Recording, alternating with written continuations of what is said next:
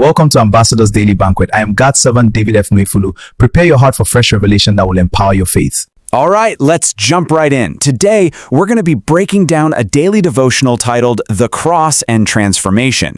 This piece was published back on April 16th, 2026, and we're going to dig into its key ideas about what it calls personal change.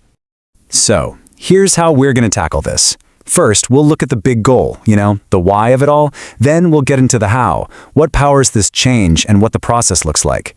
After that, we'll check out some real-world examples, the what, and wrap up with how the devotional says you can apply this stuff to your own life.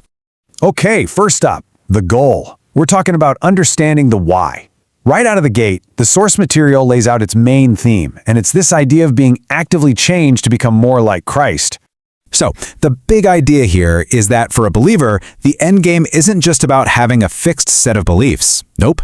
It's about a dynamic, ongoing process of personal change. And this whole concept of being changed, well, that's pretty much the foundation for everything else we're going to talk about. And what's interesting is that the source doesn't present this as just, a nice spiritual goal to have if you get around to it. It's framed as something absolutely essential, which of course brings up a really important question. Why? Why is this transformation seen as so crucial?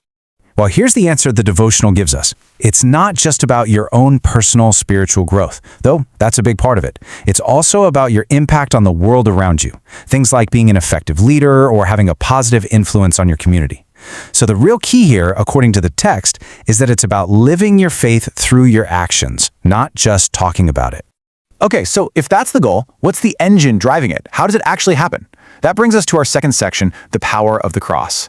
This is where we get into the how and explore the mechanism that makes this change possible. Now, the source material really anchors itself to this specific verse from Romans. It's kind of the key that unlocks the whole message, because look at what it does. It directly connects the word transformed to a very specific action, the renewing of your mind.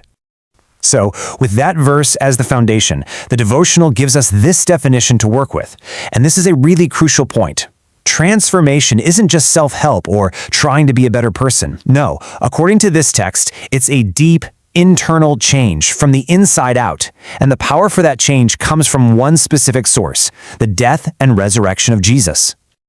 All right, so the cross provides the power, but what does the process look like? How do you actually participate in this?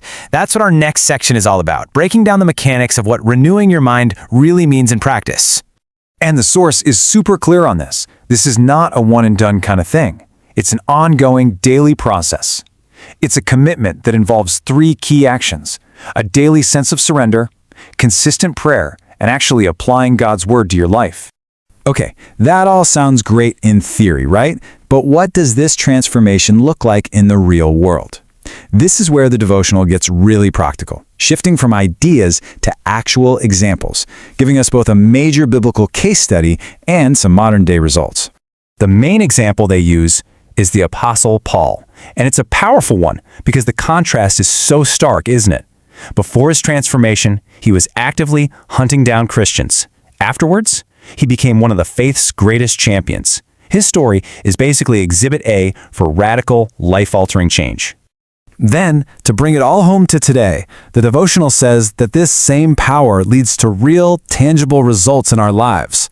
We're talking about things you can actually see and feel, like breaking free from destructive habits, mending broken relationships, and finding a real sense of purpose.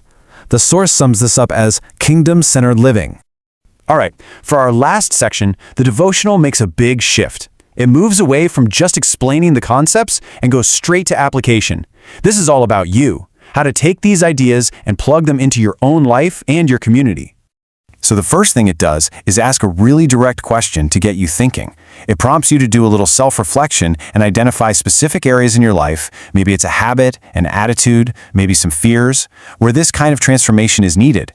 And right after that personal reflection, the text gives you what it calls a call to action. It's basically a series of commitments you can make. And if you look at them, they really wrap up the whole message we've been talking about. Committing to that daily renewal, to living a Christ-like life, and to making a positive impact on the world. The source also makes a really important point that this whole transformation journey isn't something you're supposed to do alone. And because of that, it points to a bunch of ways you can get connected with a wider community, offering support through different online groups and social media platforms. And that really brings us to the final thought, a question that kind of bubbles up from the material itself.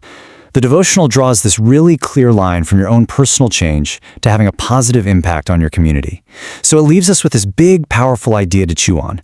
How could the small, daily, internal process of one person's renewal actually be the spark that leads to massive positive change for Thank you for watching. Please share, like, and comment. Your host, God7, David F. Wafulu.